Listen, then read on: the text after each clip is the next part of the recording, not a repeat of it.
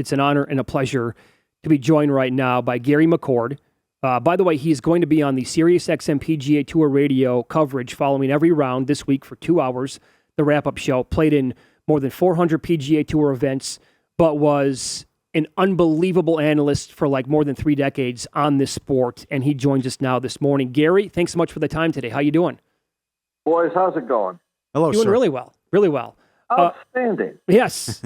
So this is phenomenal. I could not believe the quote that I read from you in this upcoming book about Phil Mickelson, just because I found it so fascinating. But it was about throwing wads of 20s at Phil and having bets with him while you were in the TV booth and he was playing in tournaments. Incredible. Can you give us the background story on this? How it started, why it started, and you can take it away. Well, I mean, I live in Scottsdale, Arizona, and Phil Mickelson obviously lives here, went to school here.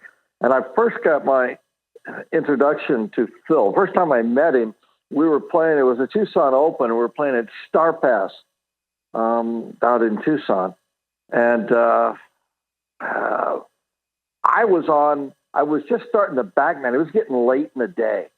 And I was just going off the back nine. And there's a guy that he came walking up, and he says, listen, I'm Phil Mickelson, and can I play 9 holes with you before it gets dark? And he'd just come. I think he was a junior. Maybe he was a senior at ASU, Arizona State University. And I knew who he was, obviously, from his background of winning NCAA and all that. And I said, sure, I'm just going to play 9. We got to go pretty fast because we're running on the daylight up here. So we get going and we're playing and we're talking. And somehow, we start playing for, you can't play golf without playing for money, right? So, yeah, we're going to play. Okay, we'll play for 20, whatever. We get to about 7. It's getting dark. It's getting really dark. And he looks at me and he goes, I'm down 2 or 3. Okay. And I'm not pressing because he looks like he's way better than I am. And he goes, hey, he says, I got an idea. He says, why don't we play the last 3 holes and play for, and I don't know what it was, guys. I have no idea. It had to be somewhere between 50 and 100. He says, so why don't we play the last 3 holes? You play out of my bag and I'll play out of your bag. Well, obviously he's left-handed, right? So I go, okay, fine. So here we go. Trying to play 9. I'm just trying to play 9 holes and figure out the golf course. Here I am playing left-handed in the dark. This doesn't make any sense. Well, we get done. He beats me badly, and I didn't know Phil at that time was right-handed. I thought he was left-handed. Oh hell, he's right-handed. So he was fine the other way. So. The idiot conned me when he was whatever he was, senior, junior in college. And that's the first introduction I got to Phil. That's the first time I met him. And I went, okay, fine. And then I'm almost sure, I know he won the tournament. I think it was that year that he went on to win the Tucson Open and as an amateur. All right. So how long does it take to get that rapport then where you're just flashing fingers to Bones and he whispers in the ear? That was easy. I mean, that's, we do that. Here's the deal with Phil. Phil would rather beat some of his buddies, the ones he really wants to beat. He wants to do that more than he does want to win a golf tournament. Got it? I mean, he does. If you want to get him going, bet him 100 or whatever that he can't do something, regardless of the golf tournament or whatever. He'll do it, and he uses that as motivation. I'm telling you guys, I don't remember. I think I beat him twice. When I'm up in the tower and I'm looking at a putt and I'm flashing down, 3-1, 4-1, whatever it is. The units were always 20, so it was pretty simple. So I just, in my left hand, I'd throw up, 2-1, 3-1, 4-1, whatever it was. And then Phil would look up. Sometimes he'd go, yeah, sometimes he wouldn't. And, but I honestly, every time I did it, he made it. 20-footer, 25-footer, make the damn thing. So and, I'm just throwing 20s down and wadding them up, getting mad. Because usually, up in the tower, they've got to go from the 16th hole to the 17th, so they go right by my tower. So I just toss it down to them. And somebody turned me in. It was at Castle Pines where I got caught. And somebody called CBS, the tour called CBS and told that idiot on 16, tell me you can't do that anymore. Which I think is funny now because that wasn't that long ago. It's probably when we were doing that. This is probably 7 to 10 years ago, and now there are two main sponsors on the tour are FanDuel and DraftKings. Great, that's great. Hilarious and very hypocritical.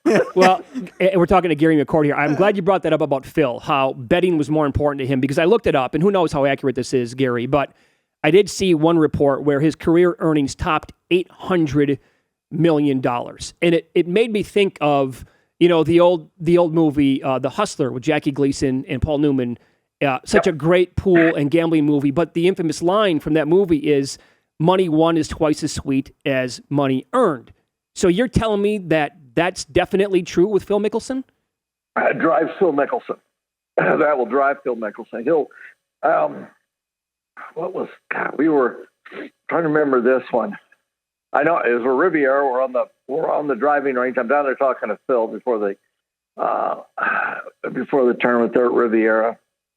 And it's on a Sunday, and Phil is, and I just remember this guy, so I'm trying to go over this. Phil is, I'm thinking he is like 6 or 7 shots back. And I go, okay, Phil, hey, Phil, good luck. You guys play good bones. See ya. And I turn around and go, and Phil goes, hold on. He says, here's the deal. He says, if you gave me 2-to-1 odds, I'll bet your 1,000 to my 5,000 that I can shoot 64 or better. And I stopped and I went, 64.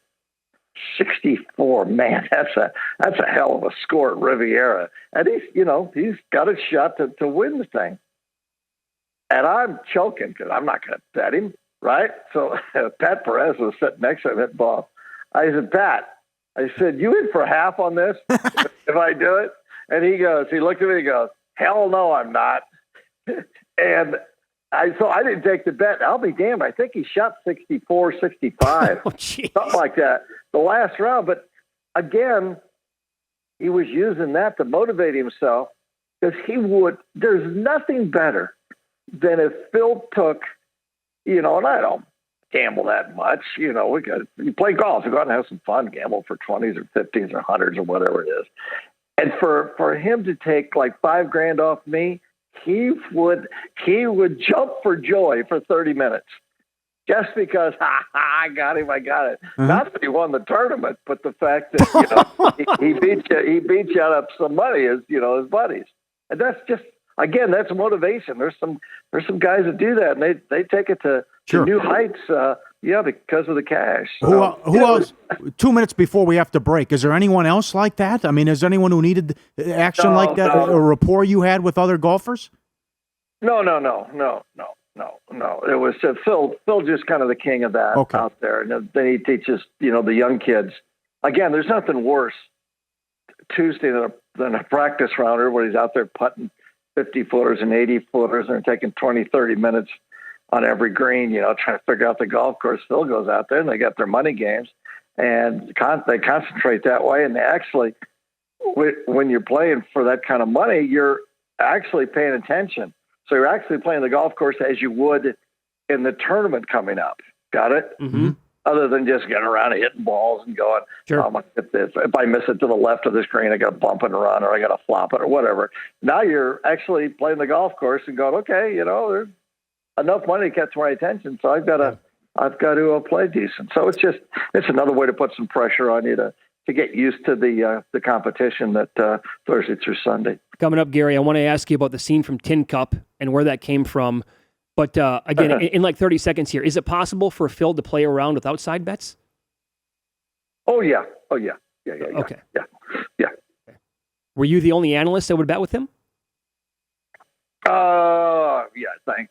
I knew him since he was a kid and in college, so we played all the time together. And stupid bets, but my God, we were trying to make Phil reminds me a lot of Titanic Thompson, Alvin Clarence Thomas, the sports gambler, the most notorious sports gambler ever in the United States. He reminds me a lot of Titanic Thompson and some of the stuff that Phil would do, which is that stuff is biblical. How funny that stuff was. Yeah.